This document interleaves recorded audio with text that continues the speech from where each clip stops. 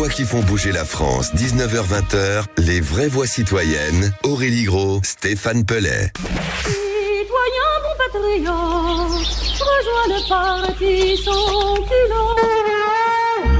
Citoyens, citoyennes, on vous court. Des citoyens propres dans une ville propre, nos enfants nous regardent. Pour l'honneur, pour servir, pour la gloire, nous avançons. Je suis un citoyen ordinaire. Citoyen, soldat, frère, père. Citoyens. C'est mon devoir de citoyen.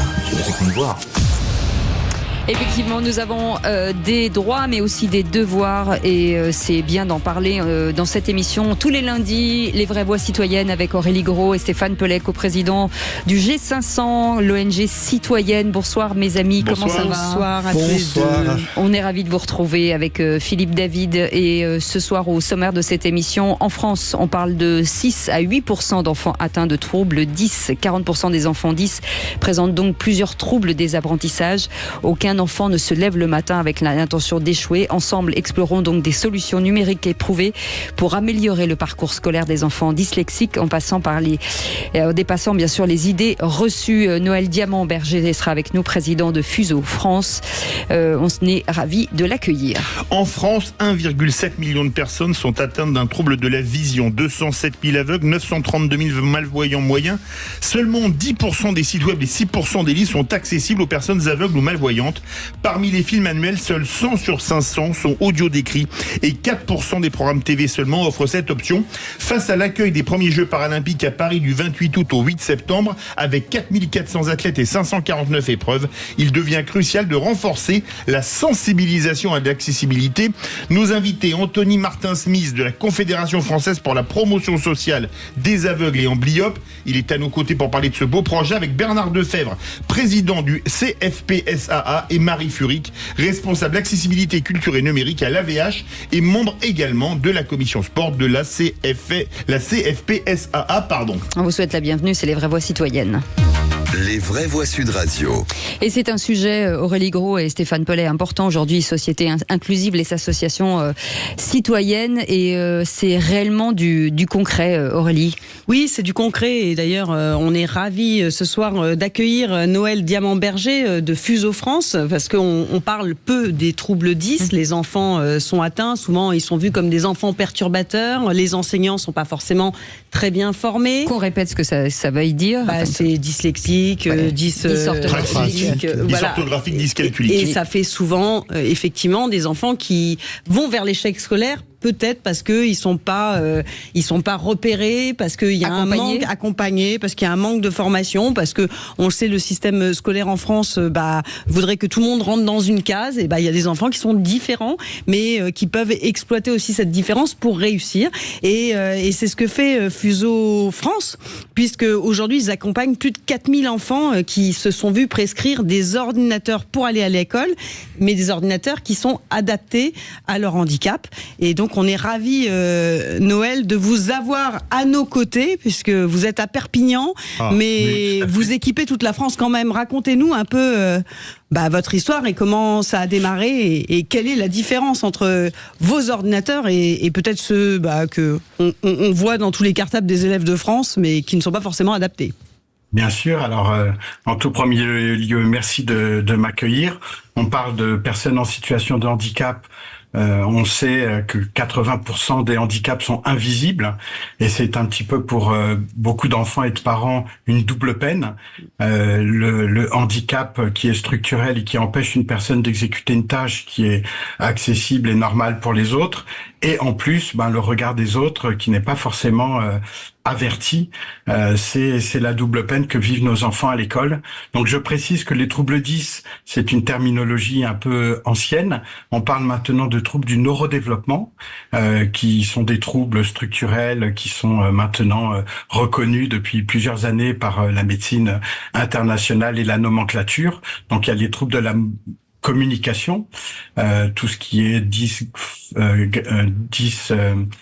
phasie, des problèmes de phonation, de fluidité verbale. Vous avez les troubles de la coordination, donc la famille des dyspraxies ou visio-spatiales ou non. Vous avez aussi les troubles du déficit de l'attention, avec ou sans hyperactivité.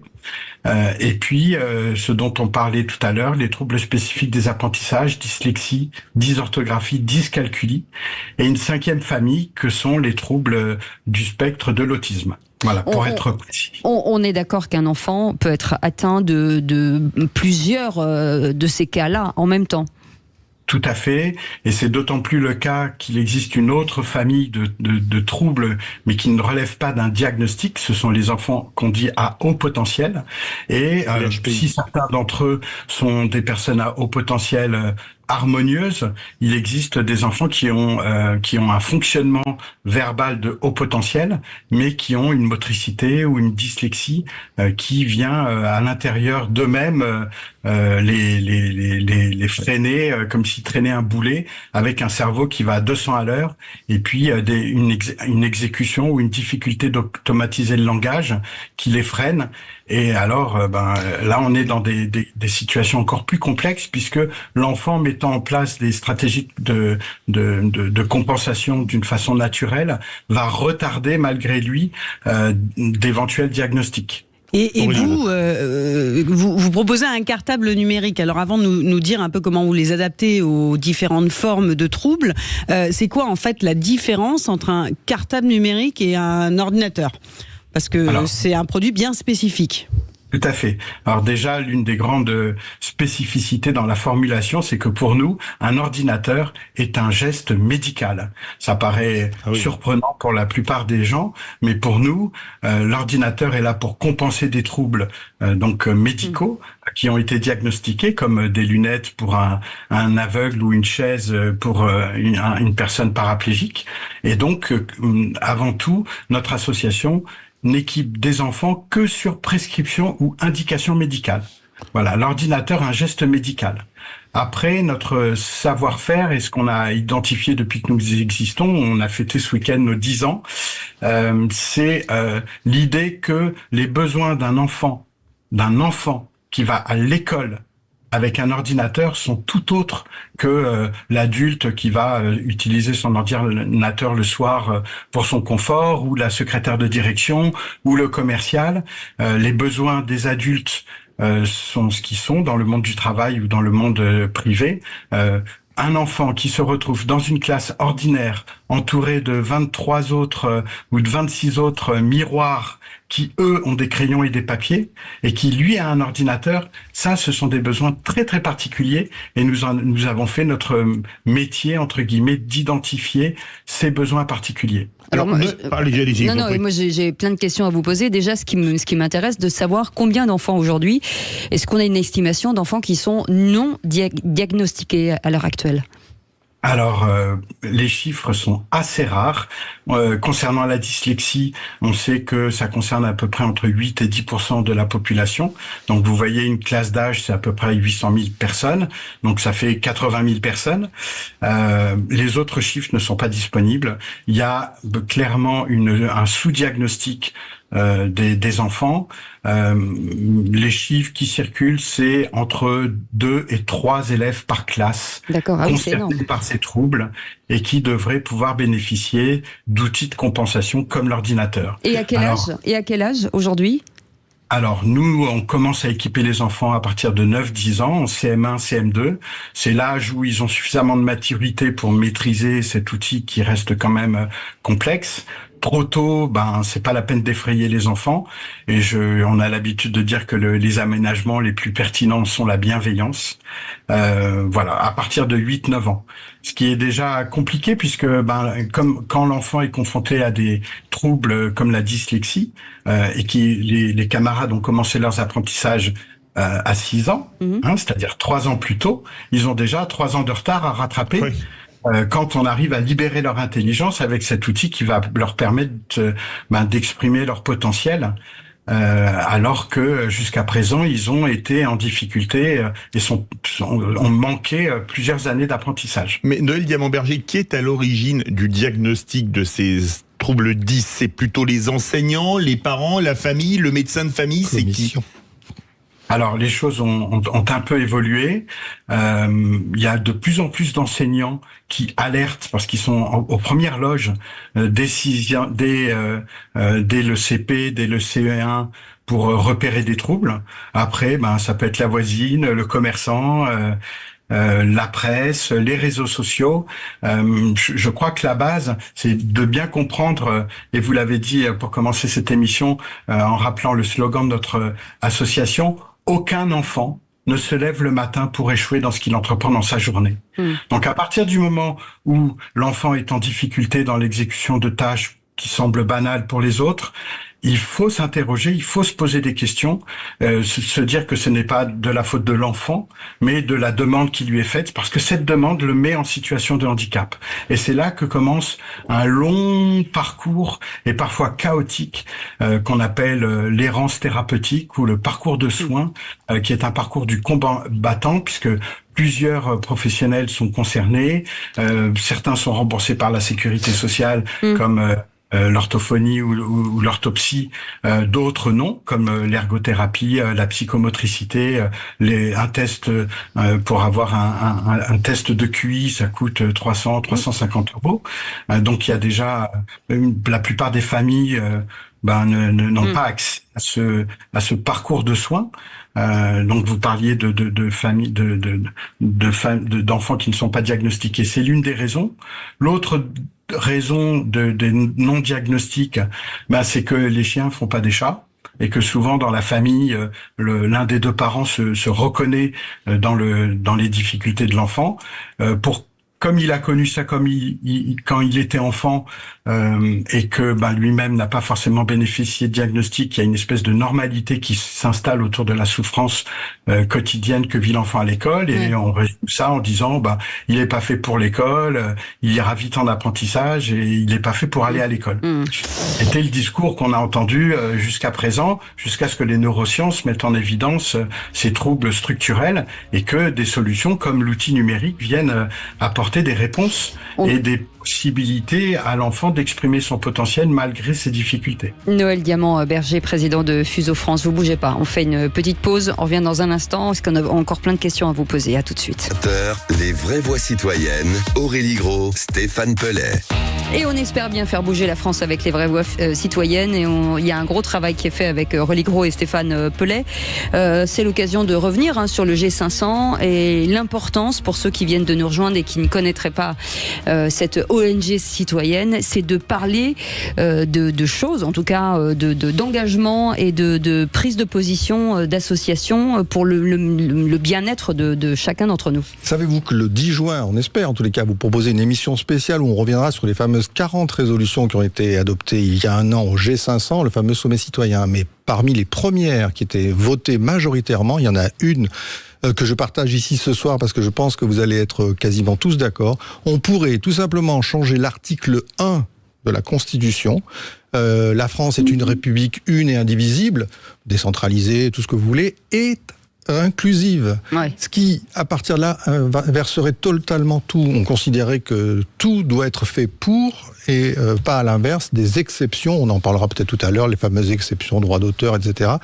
Donc voilà la résolution qui est arrivée première, et on désespère pas d'avancer pour qu'à un moment, pourquoi pas, la présidente de l'Assemblée nationale, puisque ça relève un peu d'elle, l'initiative parlementaire, se penche sur cette question. Voilà. Je vote pour. On m'a pas demandé mon avis, mais je dis oui. On vote tous pour. Noël Diamant-Berger est avec nous, président de Fuseau France. On est ravis de vous accueillir aujourd'hui. On parle de tous ces enfants, on dit plus 10, mais je ne sais plus comment c'est. Les enfants neuroatypiques. C'est une bonne formulation. Neuroatypique. Et on revient, Aurélie Gros, justement sur cet ordinateur. Alors l'ordinateur qui n'est pas l'ordinateur de monsieur, madame, tout le monde, est un ordinateur qui est accessible à tous ces enfants. Et qu'est-ce qu'il a de particulier, cet ordinateur ? Alors déjà, il est solide. Oui. Parce que nos enfants sont pas forcément très adroits. Il dispose de 2 caméras. Avec une caméra côté clavier qui permet à l'enfant de pouvoir photographier, de scanner en classe des documents papier, parce qu'il y a encore beaucoup de papier qui circulent en classe. Donc, à partir du moment où l'enfant est capable de transformer une feuille A4 en image, cette image, on peut l'importer dans un logiciel et la traiter, la compléter, rajouter des réponses, rajouter des dessins. Il dispose d'un stylet parce que l'écran est tactile. On peut pas tout faire avec un clavier. Un ordinateur avec un clavier, c'est une machine à écrire. Et un ordinateur, pour qu'il soit utile à un enfant dans toutes les matières de 9 ans jusqu'à la terminale, il doit être tactile. L'enfant doit pouvoir tracer, dessiner, zoomer, naviguer avec ses doigts comme il a l'habitude de le faire sur un téléphone. Donc voilà déjà les spécificités techniques. Après, à l'intérieur, nous avons créé un environnement numérique en mettant tout ce dont un apprenant avait besoin. Donc des logiciels pour apprendre à améliorer sa vitesse de frappe, un logiciel de traitement de texte avec des barres Studis qui sont des macros avec une 70 outils qui permettent par exemple de poser des additions, de créer des frises historiques, de colorier les lignes de différentes couleurs parce que l'œil suit mieux la ligne quand on a des problèmes de dyslexie. Voilà, toute une suite logicielle. Ça a été la première partie du travail.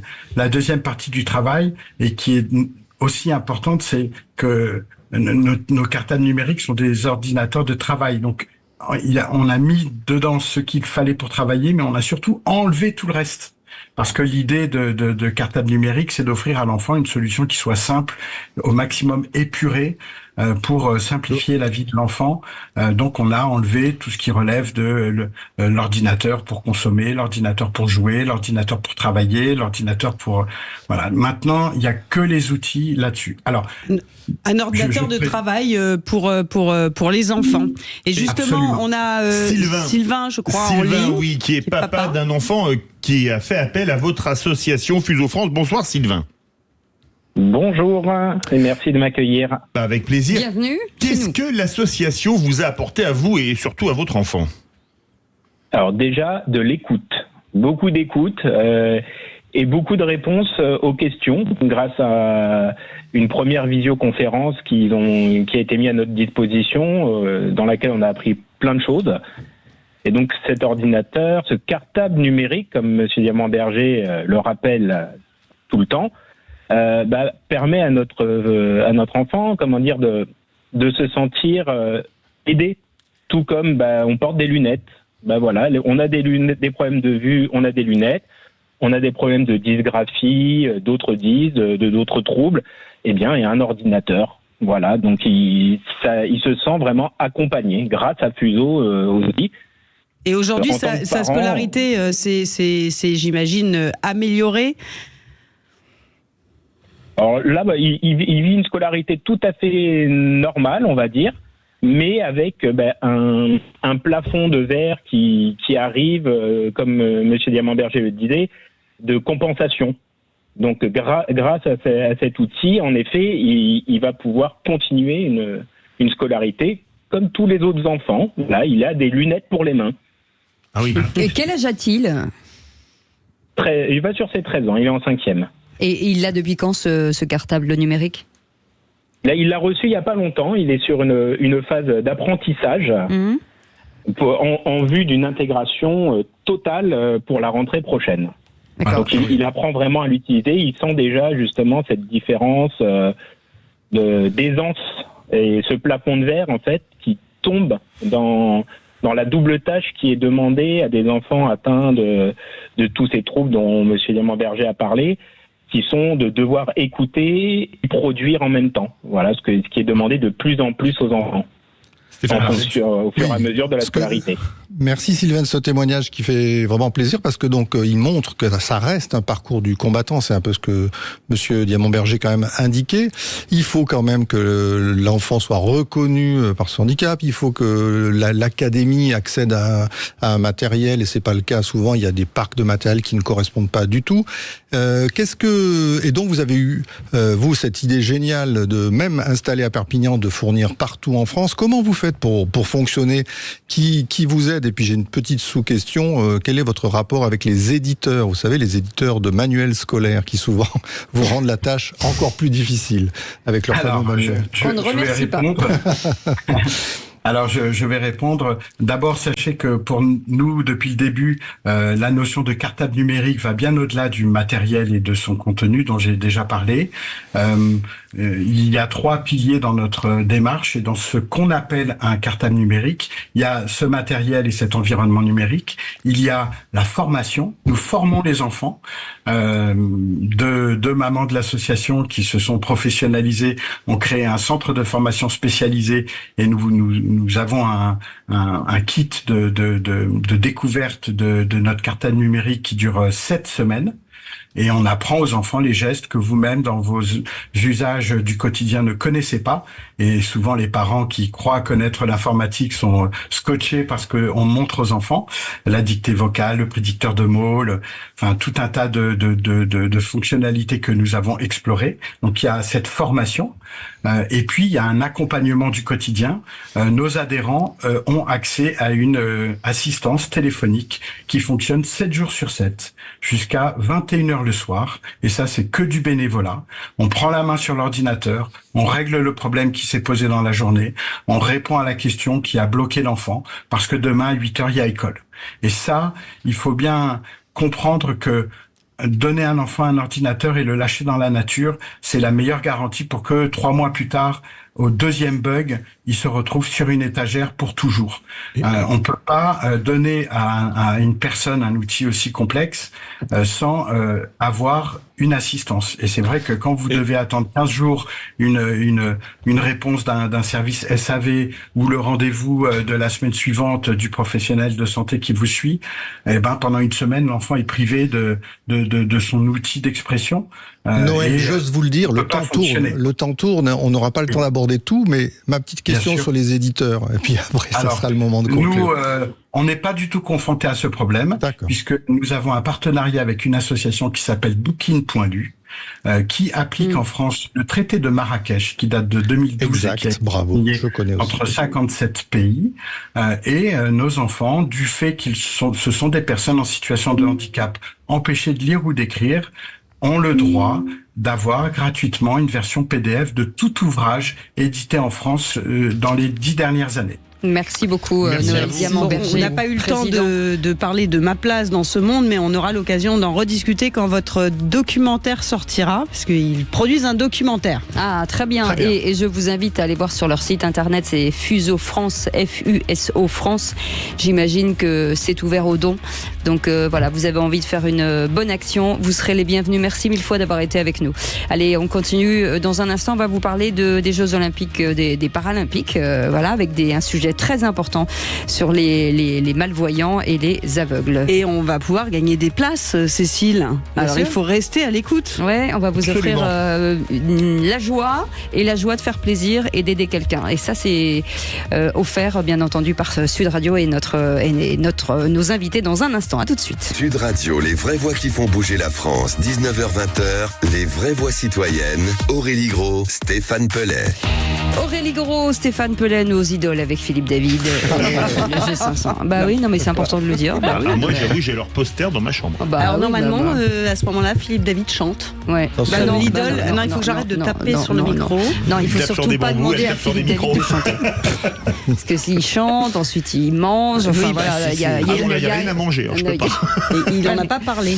Allez, sur un sujet, même si on peut être gai, un sujet très, très sérieux. En France, 1,7 million de personnes sont atteintes d'un trouble de vision. On parle de 207 000 aveugles et 932 000 malvoyants moyens, avec nos invités, mon cher Philippe. Oui, avec nos invités qui sont Anthony Martin-Smith de la Confédération française pour la promotion sociale des aveugles et amblyopes, Marie Furic, responsable accessibilité, culture et numérique à l'AVH et membre également de la commission sport de la CFPSA, et Bernard Defebvre, président de la CFPSA, Stéphane Pellet. Oh, je ne vais pas pouvoir répéter autant d'acronymes que vous à la minute. CFPSA, il faut prendre un peu le rythme, mais c'est bon. On va demander à nos invités de nous expliquer, mais d'abord, quel honneur de recevoir, donc, bien sûr, une responsable de l'association Valentin, oui, mais quand même, donc, un judoka, champion du monde, double médaillé, c'est ça? Qu'on adore à Sud Radio. Et bien sûr. Moi, je suis sur bonne garde, là. Moi, je ne bouge pas à côté, j'ai peur. Tout à l'heure nous avait dit, je ne veux pas qu'on parle de mon palmarès, mais bon, moi, je suis comme ça, on m'interdit de faire quelque chose, je le fais quand même. Bravo, merci. Et je crois que ce soir, vous êtes là avec, donc, donc Marie Fury qui est avec Bernard Defebvre pour, d'une certaine manière, lancer un appel. Vous avez envie de dire quelque chose de fort au moment des Jeux qui arrivent, olympiques et paralympiques, et puis ça va s'accompagner d'une très très belle action, puisque je crois qu'on va pouvoir les uns les autres accompagner des personnes en situation de handicap pour aller voir, assister, écouter, avec toutes les formes de sensations possibles, des épreuves des JO. C'est ça ? Exactement, c'est l'objectif un petit peu de notre visite d'aujourd'hui. Tout d'abord, merci de nous recevoir parce que ça met en lumière le handicap qu'on défend au quotidien, et puis en plus on peut parler d'un événement qui va être, je pense, incroyable, que sont les JO et JOP 2024. Donc en soi, nous, la CFPSA aujourd'hui, on souhaite... C'est quoi la CFPSA ? Ah oui, tout à fait, parce que c'est vrai que ça fait un peu tellement bien. AVH, CFPSA, tout ça c'est compliqué. Donc c'est une confédération qui rassemble un certain nombre d'associations, donc qui sont des associations qui représentent des personnes mal et non voyantes. Donc il y a l'association Valentin VIII qui en est membre, la Fédération des aveugles de France, APIDV, Voir Ensemble, et d'autres. On est un peu plus d'une 50aine à faire partie de cette confédération, et on dit souvent qu'on est plus forts tous ensemble. Donc c'est pour ça que cette confédération a été aussi créée, pour qu'on puisse représenter au mieux le handicap qu'on défend au quotidien. Et dans ce cadre-là, c'est vrai que la CFPSA dispose d'un certain nombre de places pour les JO et les JOP. Donc on s'est dit que c'était une belle opportunité de faire connaître nos structures, de faire connaître le handicap, que les gens aient moins peur d'approcher des personnes en situation de handicap visuel, car ils sont comme tout à chacun des personnes totalement normales. Donc il n'y a pas de sujet. Il ne faut pas hésiter à discuter, à échanger avec eux. Et donc via cette intervention, on veut vous faire gagner des places. Venez au jeu avec nous pour accompagner des personnes en situation de handicap visuel. Alors Anthony, dites-nous un peu, d'abord, qu'est-ce que vous avez sur le cœur au moment de ces JO ? Beaucoup d'espoir et effectivement, merci. J'aime bien cette phrase, merci. Merci de nous accueillir aujourd'hui avec cette action qu'on a voulu mener avec la CFPSA, ses membres que je ne suis pas, je suis juste membre de la commission sport au même titre que Marie, et c'est une commission qui a été initiée sous l'impulsion de Bernard Defebvre, le président, et des présidents membres de la CFPSA, pour dire voilà, il y a plusieurs sujets sur ces Jeux. Moi je dis il y a beaucoup d'espoir. C'est vrai que le constat au départ il parle quand même de quelque chose d'un peu plus négatif, c'est-à-dire beaucoup d'inquiétude. Et donc cette commission, elle avait pour vocation, et elle a toujours pour vocation, d'être très vigilante sur la manière dont ces jeux vont être accessibles au handicap que nous représentons, la déficience visuelle. Et on a eu cette charge magnifique, je trouve, que de pouvoir offrir des places aux personnes déficientes visuelles. Mais la problématique de la déficience visuelle, c'est l'autonomisation, la capacité de pouvoir se déplacer seul en parfaite autonomie et accessibilité sur des sites. Et sécurité. Et en sécurité, exactement. Ouais. Et donc, on s'est dit, il faudrait qu'on élargisse notre dispositif pour aller chercher des accompagnateurs. Et c'est pour ça que j'ai beaucoup d'espoir quand je vois ces Jeux, parce que on en parle, que ce soit les Jeux Olympiques et les Jeux Paralympiques, on en parle. C'est une fête qui se voudra être populaire, et dans populaire, il y a peuple, il y a pas quelque chose de négatif. Et donc c'est ça où moi je dis il y a beaucoup d'espoir, parce que on va peut-être enfin pouvoir changer de regard sur quelque chose qui au départ n'est pas forcément très glorieux. Alors mon cher Anthony, moi je propose qu'on lance le jeu. Jeu, oui. Alors un jeu pour gagner des places, pour aller aux Jeux Olympiques et Paralympiques. Et en fait, on fait une bonne action parce qu'on gagne une place, mais on accompagne avec soi une personne malvoyante ou non-voyante. Tiens, Cécile, un chiffre entre... non, on va demander à... on va demander à nos invités. À Marie ou à... Anthony Martin-Smith, un chiffre entre 0 et 10. On a parlé des troubles 10, donc 10. 10. C'est beau. Allez, le 10e appel au 0820. Il manque pas d'humour. Au 0826 on 300 offre 300. Pour un couple, et qu'un couple puisse accompagner une personne en situation de handicap. Exactement, oui. Voilà. Oui, ça peut se vivre en famille. Allez, ça peut se vivre en famille aussi. Même les enfants. Bien sûr. Et je pense surtout les enfants. Si vous voulez emmener vos enfants découvrir les Jeux et en même temps se confronter à une réalité qui touche 2 millions de personnes, Philippe, vous le disiez en propos au début, voilà, ça part aussi de l'enfance. Être confronté à la réalité, à la différence, et aussi aux personnes âgées. Les personnes âgées qui nous écoutent d'ailleurs, sachez que si vous êtes malvoyant, on vous offre aussi des places d'office. Allez, 0826 300 300, 10e appel au standard pour vous en famille. Il y a la possibilité de faire aussi une bonne bonne action et de vivre un moment incroyable tous ensemble. Allez, c'est maintenant, Aude vous attend au standard. C'est important aussi, Bernard Defebvre est avec nous. Bonsoir, merci d'être avec nous. C'est un enjeu important, forcément, les JO paralympiques, pour transmettre un message d'engagement et surtout pour expliquer ce que disait Marie Furig tout à l'heure, il y a quelques instants. Finalement, des gens en situation de handicap où sont des gens totalement normaux et il faut qu'ils soient totalement inclus dans la société d'aujourd'hui. Oui, effectivement. Merci de nous accueillir ce soir pour votre émission que je trouve véritablement très intéressante. Et je dirais que le sujet que vous avez abordé tout à l'heure est tout à fait, non pas semblable, mais approchant des préoccupations de notre confédération. Certes, ces Jeux olympiques et paralympiques sont vraiment un événement pour tous les Français et pour tous les citoyens des pays étrangers qui vont venir à Paris et dans nos villes de province. Mais pour les personnes déficientes visuelles, c'est vraiment l'occasion de montrer ce qu'elles sont en mesure de faire en étant, je dirais, véritables acteurs et en étant sportifs déficients visuels et pour montrer leurs capacités. Et aussi pour les personnes qui sont spectatrices pourront apprécier les Jeux, les JO et les Jeux paralympiques, parce que, si vous voulez, les médias se sont mobilisés pour que il y ait beaucoup d'informations et qu'il y ait aussi la vocalisation des différentes épreuves. Et ça, c'est aussi un élément important que soutient la CFPSA, puisque la CFPSA, c'est vous le dites, c'est un sigle un peu bizarre, mais on va plutôt dire le collectif déficient visuel, s'intéresse à toutes les questions de la déficience visuelle, je dirais des premiers jours de la vie jusqu'au dernier jour.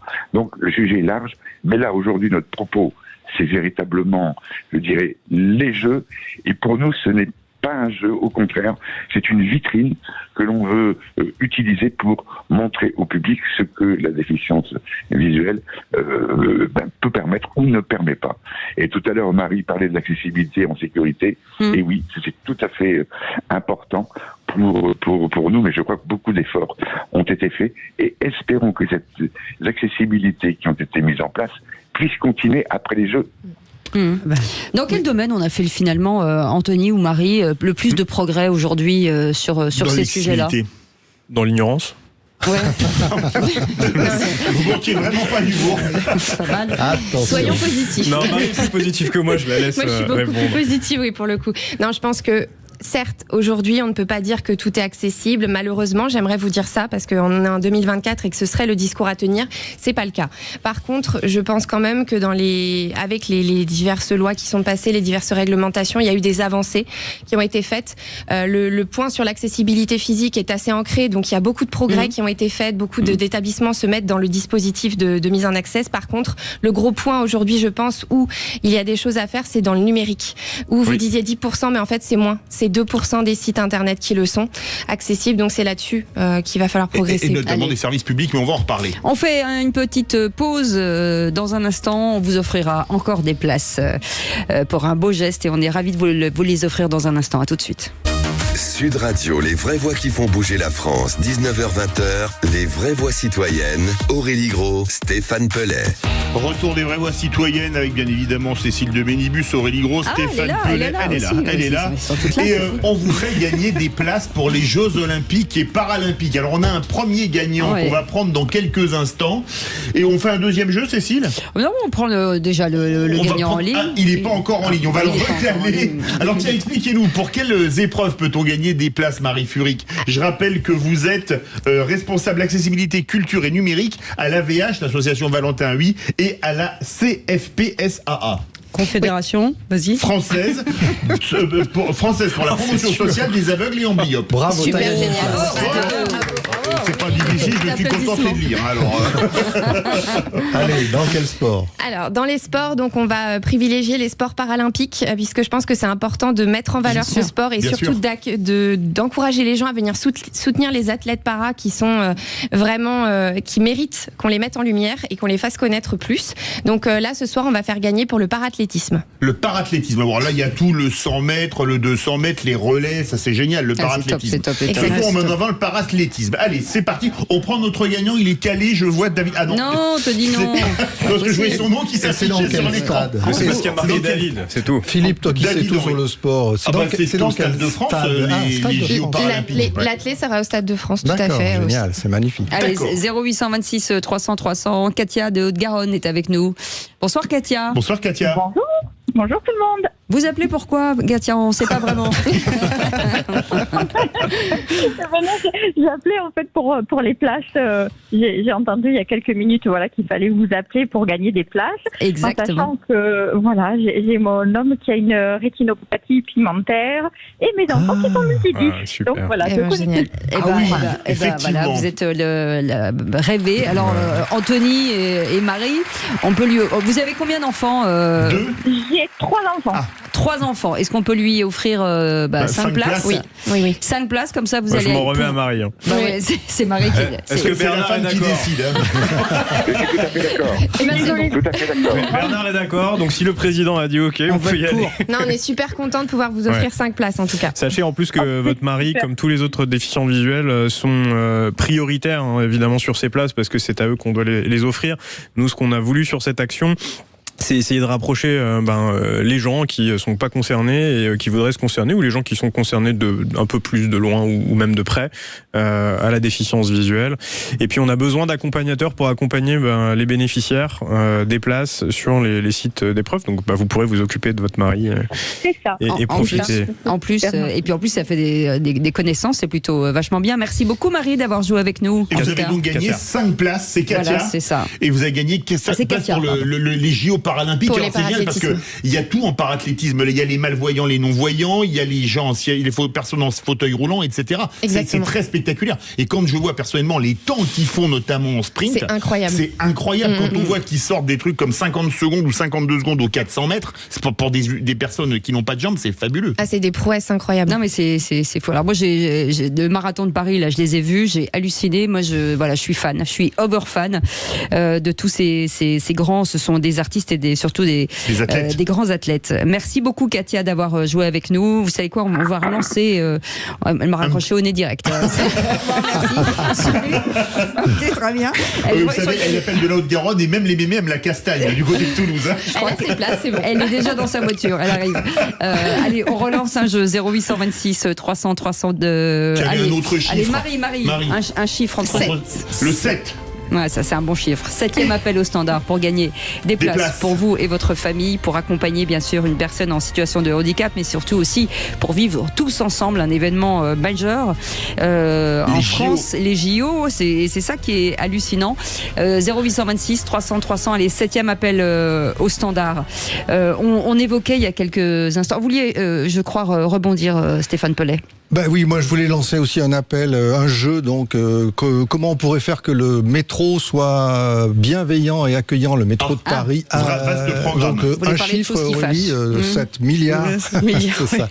Non, mais c'est quand même scandaleux. Vous savez ça, il y a une campagne qui circule actuellement sur Internet un peu partout, où on voit tous les métros de France quasiment, à Lille, à Lyon, à Bordeaux, à Marseille, où on entend dans chacune des voitures l'annonce de la station où on se rend. D'ailleurs, il y en a une qui me plaît bien, c'est Vieux-Port, on descend.